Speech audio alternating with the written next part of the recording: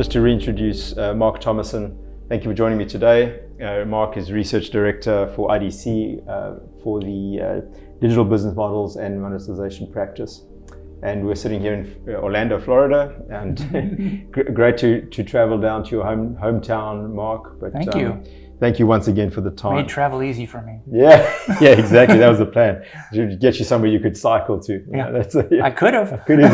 Would have been sweatier, but next time I'll bring my bike and I'll join you. But so we just want to, I guess, conclude this session with looking at the most important thing, which is value. The big question for me is, we have, I was explaining to you earlier, we have a model which we would call the 12 pillars of value, and it really covers 3 different areas. The one is we look at what are the efficiency drivers that we're getting out of making the change to automation, or the change to consolidation, or the change to a cloud SaaS-based billing solution or billing platform. How do you measure those? I'll get onto that in a second, because the second area is operational, and that's predominantly around teams and around people. And then the third we look at is financial. So going back to the efficiencies, we tend to find sometimes, if you think about it as 12 little circles all in a Venn diagram, they overlap, right? But the efficiency piece is around things like how quickly and accurately can we get the right price for this transaction? And that could be based on variables like postcode. It could be, how quickly can we pull data in from a CRM system? And how accurately can we make sure that data is validated and mediated as it comes into the system? So from an efficiency perspective, it's around moving away from spreadsheets. And as part of efficiency would be accuracy. So if you think about an inaccurate invoice as being a real opportunity for a customer to kick the payment can down the road. So I receive an invoice and it's on a 30-day term. And instead of picking up the error and flagging the error on day one, which you wait till 27, no one's going to do it. Yeah. Well, when I put that to a prospect that we were talking to the other day, I said, "Well, you wait till day 29," and their message to me was, "No, they don't wait till day 29. You wait until you get chased, which is probably day 40." Oh, yeah. And then in day 40, you get chased and you say, "Well, no, there's an error on the invoice." So what happens? You re-invoice, and chances are day 40 now takes a 30-day payment cycle to a real maybe 67 days or 70 days. Right. And then you wait again. And so that cycle, so on a 30-day term invoice, you're getting free payment terms for maybe another 30 or 45 days. So the first piece I always look at on the efficiency side is it's both how quickly can we get the right data in, but equally how accurate can we be. On the operational side is how many people are doing things that they could be doing, providing more value-added tasks rather than operational mundane things like churning through spreadsheets. The more accurate we can get our billing up front, the less reliance there is on a reconciliation process at the end of every cycle. And then finally, I would look at the financial metrics. And these tend to be where the CFO will hang his or her hat in just making a decision on an investment for a system. The one that we always go back to, which is still, in some industries in particular, one of the biggest drivers is around revenue leakage. Anywhere where there's lots of data that's been manually handled, there's an element of error around it, and that can be revenue leakage.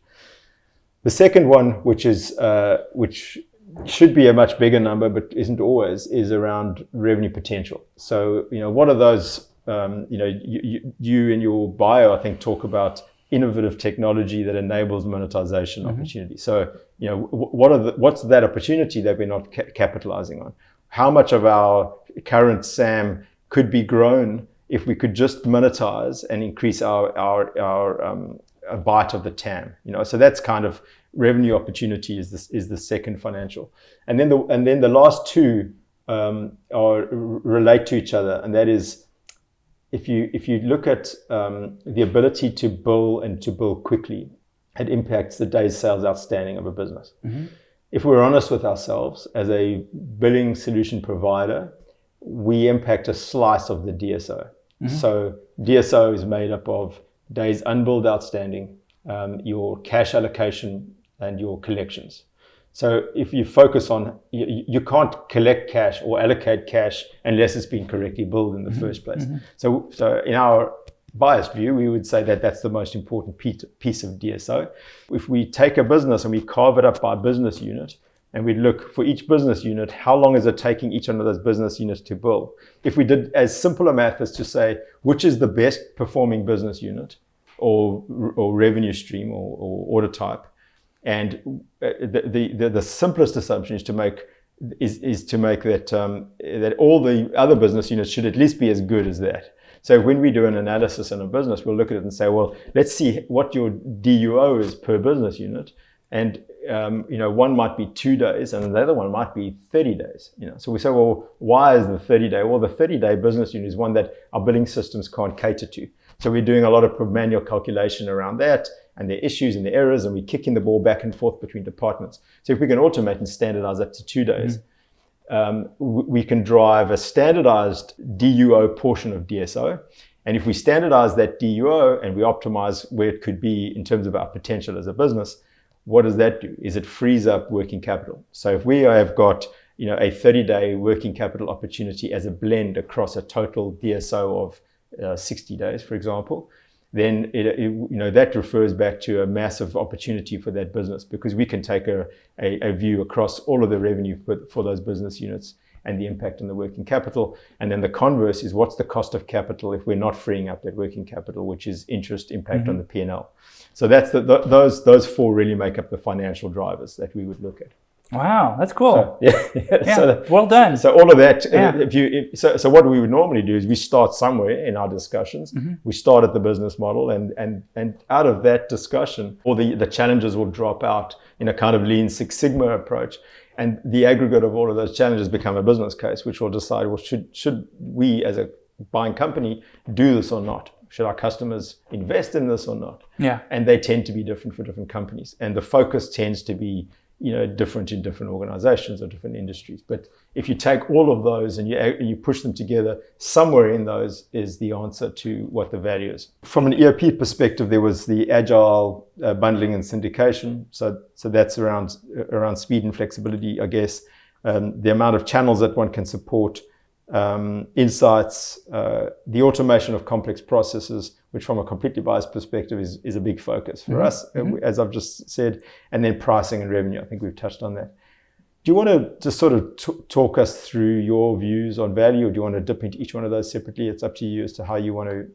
On value, so there's a lot of focus that I hear from vendors, especially for more complex applications, to have like a quick start.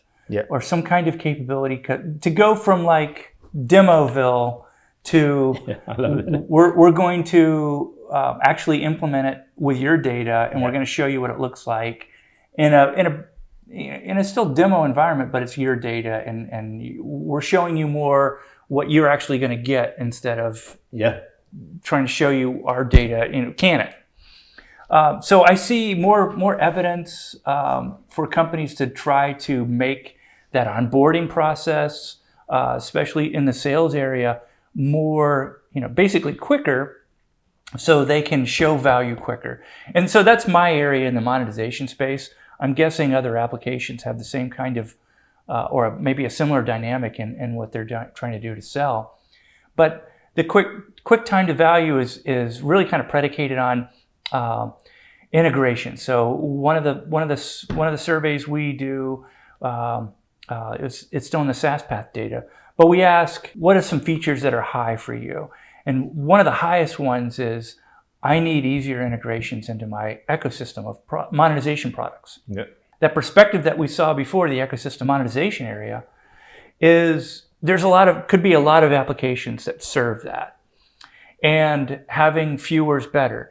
And having an integration answer, whether that answer is, oh yeah, we code up our own integrations and we can do a direct integration from our API to their API, great. Or we're using Workato or MuleSoft, or we've got some kind of a automated solution and we've got our own IP in there. Yeah.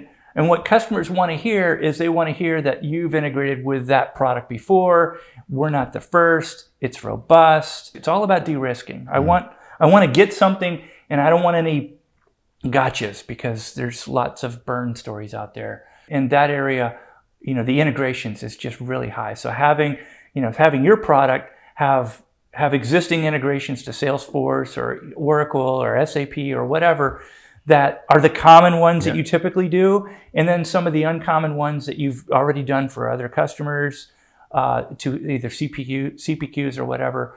So you can easily support that at a high fidelity. It's not, you support the whole API instead of just the core things. Yeah, absolutely.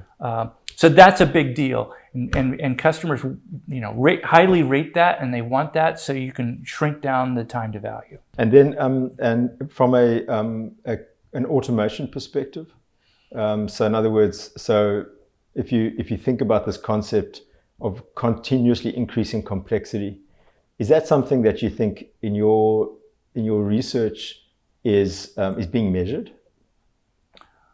Oh yeah, I guess you could measure it by the number of inputs and outputs and how much data is in a data lake, and that's quantifiable. Yeah. But I think what's not done is the theoretical outcomes of blending stuff together, because we're still in that what I call the alchemy phase, where we're kind of like blending different types of things together, and we have a good algorithm here that we can count on because we're always getting this data in, and we can count on that, and we don't have to transform it too much. So there's that type of innovation happening around the data space that makes it easier to again get the value better with some of these new capabilities that we're just starting to see from these commercial applications that are starting to make those decisions. And you're seeing more of that in the integrated suites area because they have all that data.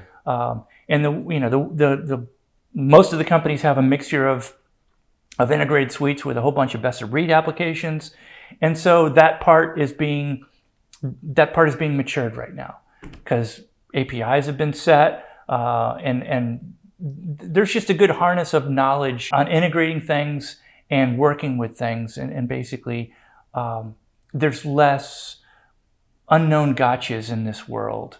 Other than the data quality. The data qualities, especially the weird ones of, where did this row come from? How come this one's this way? This polluted my whole data set. Yeah. Being able to find that and extract it or notify the human is really important there.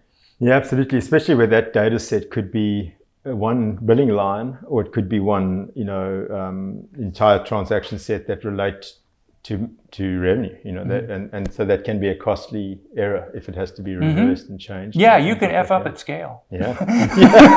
Yeah, exactly. When you've got 250 million transactions a month, you can do a lot of damage. You can go fast. Well, listen, thank you. I really appreciate it. Thank you so much for the time. Dude. It's been a fantastic day. Nice. I've enjoyed it, and I think it's time for lunch. It is time for lunch.